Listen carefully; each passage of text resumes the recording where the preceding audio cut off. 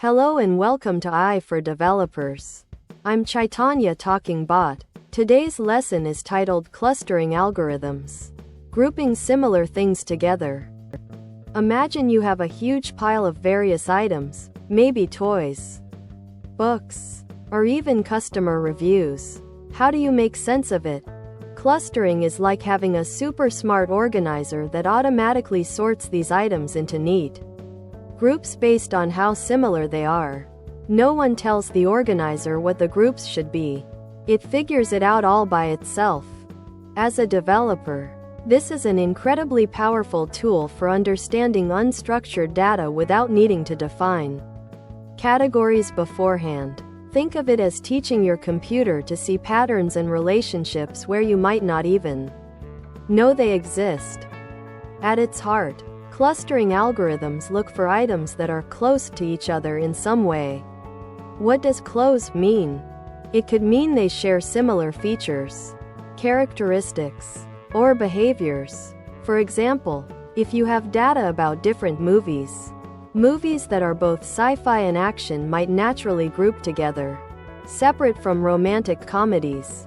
The algorithm's goal is to put items that are very similar into the same group, and items that are very different into different groups.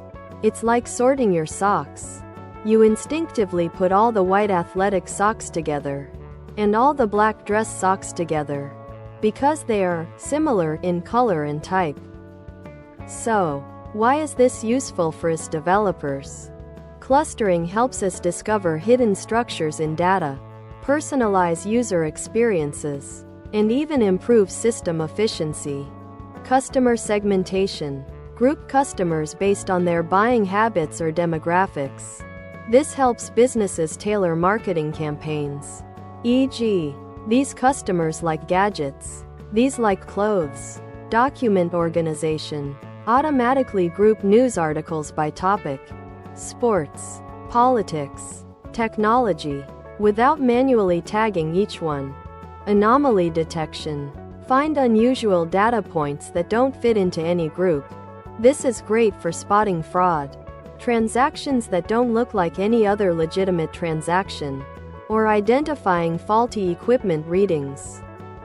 When we talk about similarity to a computer, we're really talking about distance. Imagine each item as a point on a graph. Items that are closer together on the graph are considered more similar. If you have data about a customer, like their age and how much they spend, these become coordinates on our virtual graph. Features. These are the characteristics we use to compare items for a customer. Features could be age, income, purchase history. For a movie, features could be genre, runtime, average rating. The clustering algorithm then just measures how far apart these points are based on their features. The closer they are, the more similar they are, and the more likely they belong in the same cluster. Don't worry about the exact math.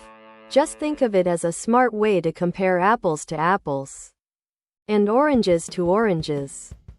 Let's peek at one popular clustering algorithm called K-means. It's quite intuitive.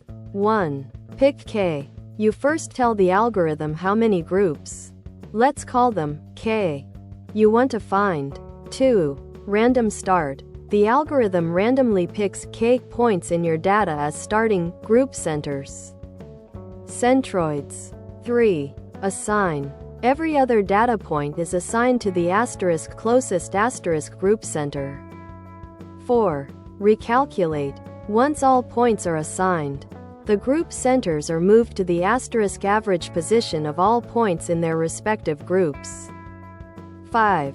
Repeat. Steps 3 and 4 are repeated until the group centers stop moving much, meaning the groups have stabilized.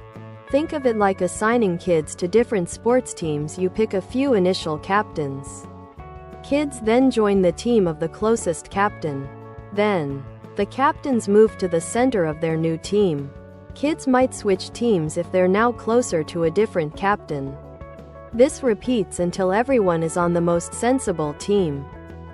As a developer, You won't usually build these algorithms from scratch. Instead, you'll use powerful libraries and tools available in programming languages like Python. Data preparation. Your main job is to prepare your data.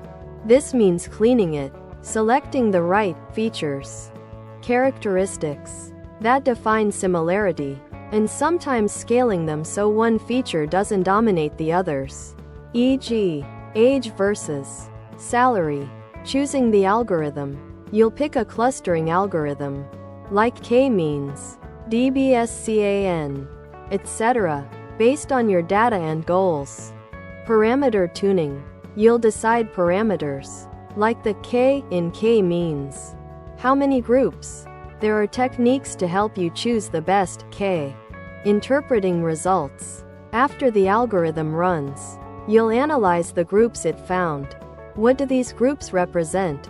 How can this insight be used in your application? It's about turning raw data into actionable knowledge. While powerful, clustering isn't a magic bullet. *k selection. Choosing the right number of clusters, k, can sometimes be tricky and might require domain knowledge or specific statistical methods. Shape of clusters. Some algorithms, like k-means, assume clusters are somewhat round or spherical. If your data forms irregular shapes, like crescents, other algorithms might be better. Outliers. Unusual data points. Outliers can sometimes skew the results, pulling group centers in odd directions. But don't worry, these are challenges that seasoned developers learn to tackle. The key is understanding that different algorithms are suited for different problems. Clustering is a fundamental tool in AI, and mastering it opens many doors to data analysis and intelligent system design. Thanks for watching. If you found this helpful, make sure to subscribe to our channel and hit the like button.